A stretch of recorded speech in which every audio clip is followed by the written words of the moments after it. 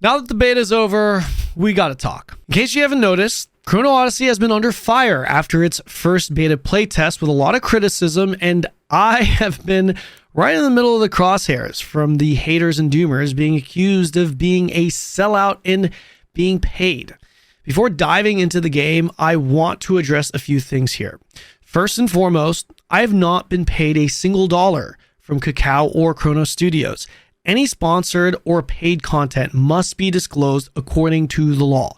I have plenty of hashtag ads and hashtag sponsored things on my channel, and they are all appropriately labeled.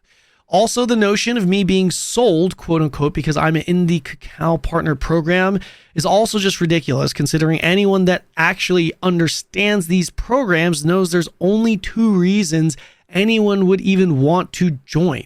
Number one being you get a shiny little badge of honor that doesn't mean jack shit.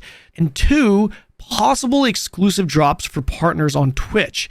The shiny badge, I don't give a shit about. No creator my size does. The only reason I signed up for it was to be included in drop campaigns on Twitch in case they have any. There is literally no real benefit for a streamer outside of this for most content creator programs, at least for MMORPGs, including this one. If you don't believe me, go ahead and contact whoever is in charge of the creator program for Kakao and ask them what are the benefits of joining. Here, take a look for yourself. Do you really think I really benefit from any of that? Promotion via their Discord? Nothing burger. Giveaway codes? I get them anyway. This isn't a bash on their creator program, by the way. Every creator program is pretty much like this. Maybe you're thinking, well, then beta test access for the partners. I'm not by any means a huge creator, but my platform is large enough to be offered access to beta tests without being in creator programs. In fact, the partner program didn't even exist for both the beta tests I was invited to for Chrono.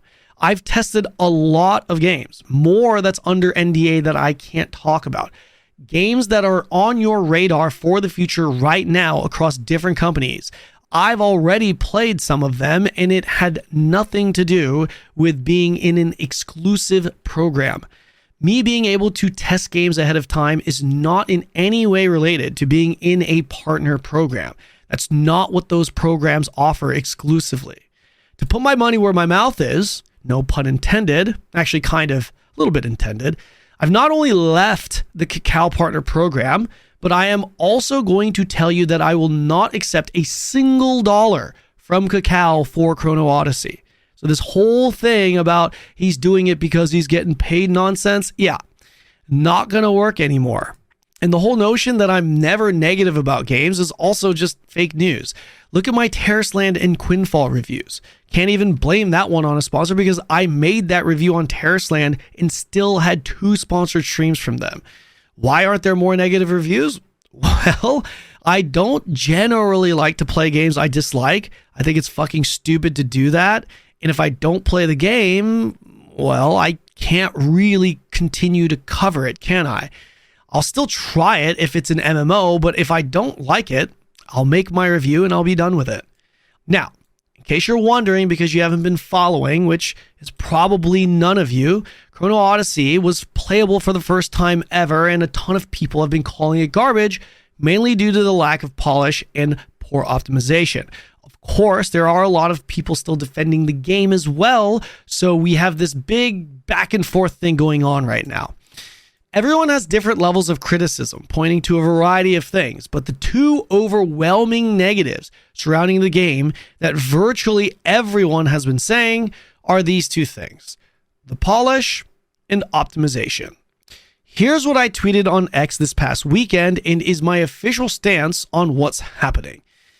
I see some people upset about creators lying to them about Chrono Odyssey. From the beginning, I've said this. I love the canvas, think it has potential, but it lacks polish and has way too many bugs.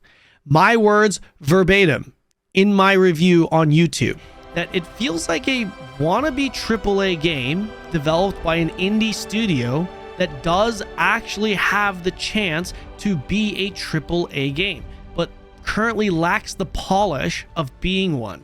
If this was an alpha or early beta, I'd say it's looking pretty good. If this is what we're going into launch with, then honestly, we're in some serious trouble. I stand by this. The version you're playing is what we saw in February, being confirmed to be their finished end year 2024 build. A lot of us were excited about the potential of the game because in our minds, this game had a full year to cook and polish. I'm remaining optimistic until I see this updated build. So I have a point of reference when it comes to development progression speed, because as far as I see it, I'm playing their last year version still. I'm excited about the game, love the canvas, see a ton of potential, low-key got addicted to the game when playing, and hoping the bugs polish is addressed. If the updated build comes out and sucks, it will for sure kill my excitement with the game, and I'll probably be in the Prage Ion 2 is good waiting room, which doesn't sound like a great room to be in. But hey, when has it ever as an MMO Andy, right? Edit. To be clear, not a big fan of them showcasing this build and not a stable version of the next. I also thought the recent trailer, which seems to be their new build, dropping right before this beta, was misleading to a lot of people, assuming, of course, that build exists. I can't speak on behalf of the other creators, but I can speak on behalf of myself. I don't think it's far-fetched that this build was indeed their end of year 2024 build. The reason for this is because I played this same build in February. The changes are very minor. For example, a quest is available later than sooner. The build version is very clearly the same. I want you to think of all the issues this game has, then ask yourself if you think most of it can be fixed within a year. If your answer is yes, then as long as you like the canvas of the game and the core game design, then it's reasonable to be excited about this game because the game has been cooking those improvements for this build since the beginning of the year. Well, at least supposedly. This was the mentality for a lot of people in the first beta test.